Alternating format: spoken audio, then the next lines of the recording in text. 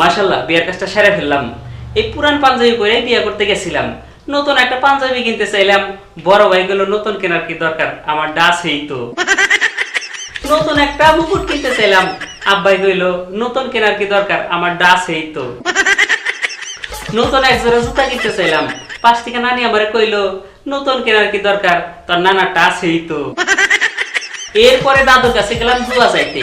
আগে যেমন গোয়াল ভরা গরু ছিল, গোলা ভরা ধান ছিল, পুকুর ভরা মাছ ছিল, আমার দাদুরও বাড়ি ভরা বউয়া ছিল। দাদু কইল নতুন বউয়ের কি দরকার, আছেই তো।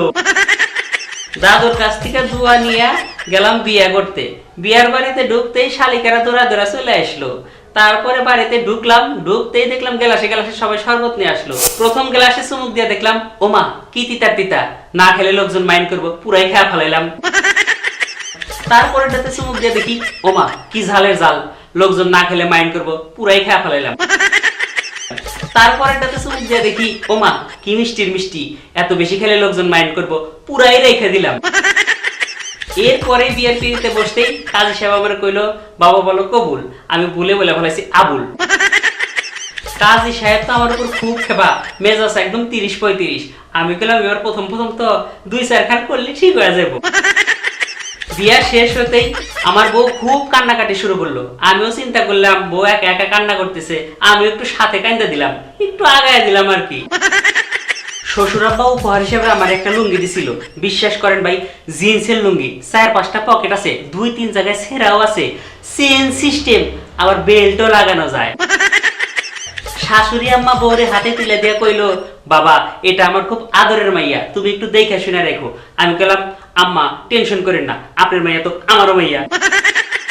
শালি আমার একটা রুমাল দিয়ে কইলো দুলা ভাই আমারে ভুলা যায় না। আমি কইলাম আমার বউরে বলতে পারি, তোমারে না। এই কথা শোনার পরে বউ সারা রাস্তা আমার সাথে কথা কয় নাই।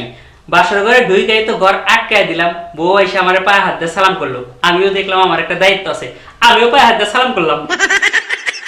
বউ আমারে কইলো তোমার ঘরে এসে আমি খুব খুশি, ওই দেখো ঘরের ফাঁক দিয়া চাঁদের আলো দেখা যাচ্ছে।